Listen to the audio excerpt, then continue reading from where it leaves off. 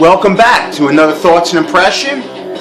This go round, the Thoughts and Impression was requested by John, also known as Old School 81.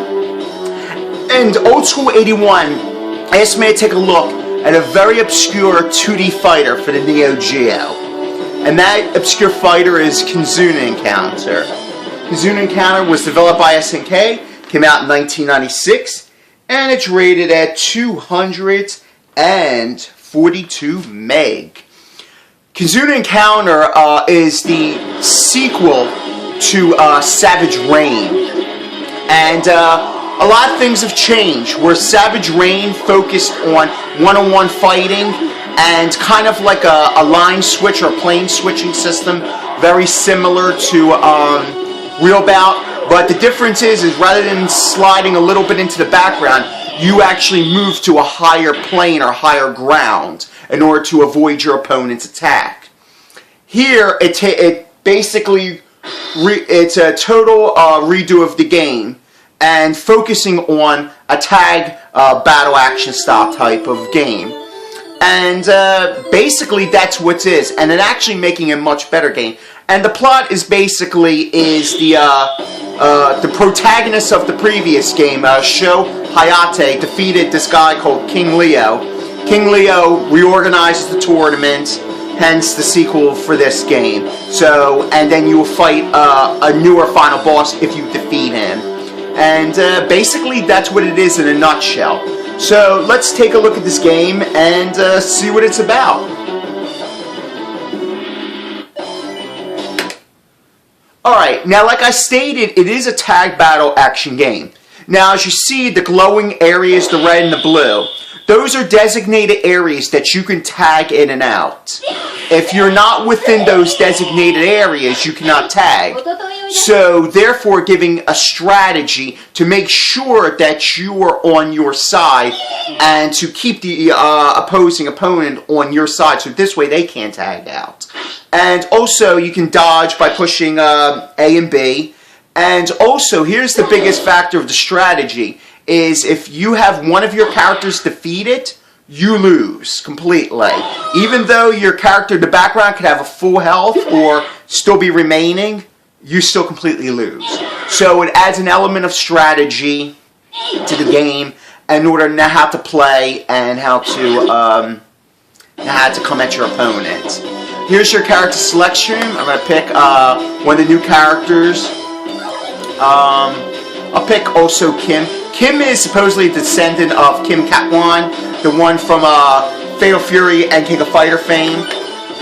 And basically you have a light punch, a light kick, a strong attack, and your D button, which is your tag.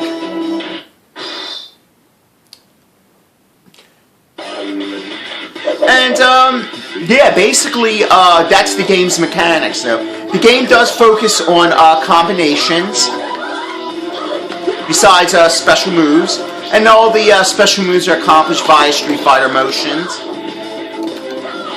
And like I said, all the previous characters from the last installment return, minus Carol the gymnast and Nicola the little kid scientist, and like they're replaced with Rosa and Kim.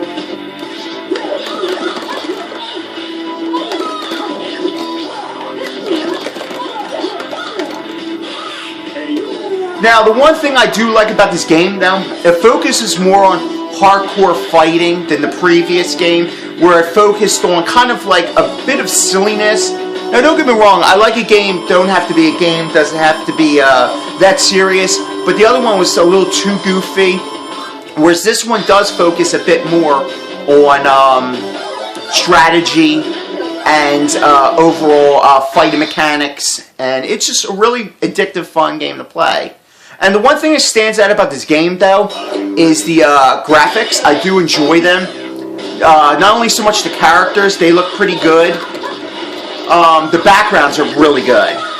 I like a lot of stage introductions. They look well done, well animated. Even though there isn't that many stages, they're still pretty nice to look at.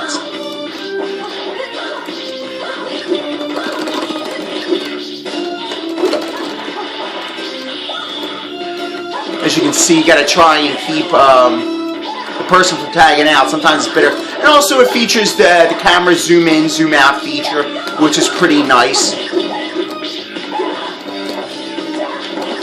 Now, my chief complaint about this game is while I like the new character, Rosa and Kim, and a couple other ones, they could have varied the roster a bit rather than just taking away 2 characters and adding and replacing them with just Rosa and Kim.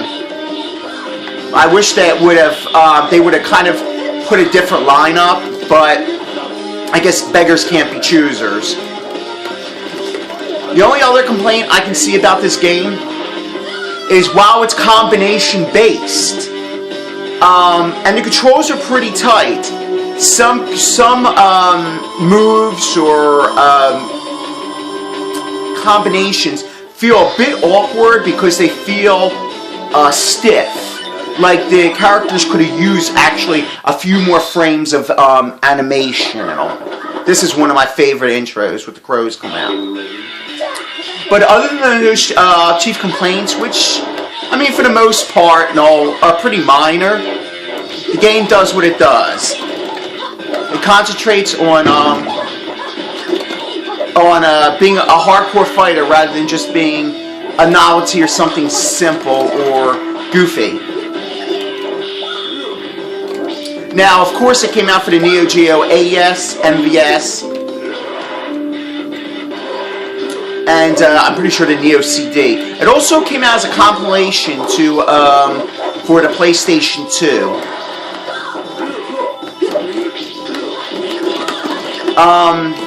I don't know if it's been released for anything on the virtual networks or anything like that. I'm not exactly sure. But I hope for all you Neo Geo Xers out there, hopefully this game is released. It's one of those fun, addictive fighting games, and like I said, obscure. And here's a little bit of history too.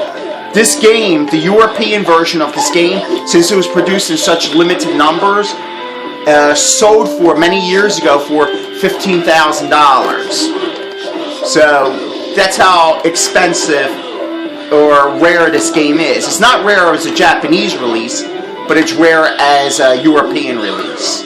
So $15,000, people. Yeah.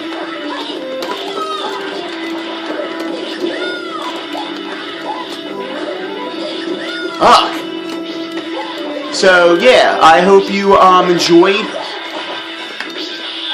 and I hope everybody had a Merry Christmas, and hopefully Santa brought you everything you asked for.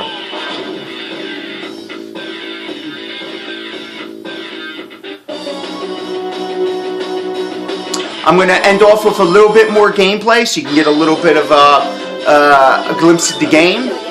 But like I said, I hope they actually do release this for the Neo Geo X, so some people can actually get the opportunity to play such an incredible game like this. Alright then, take care.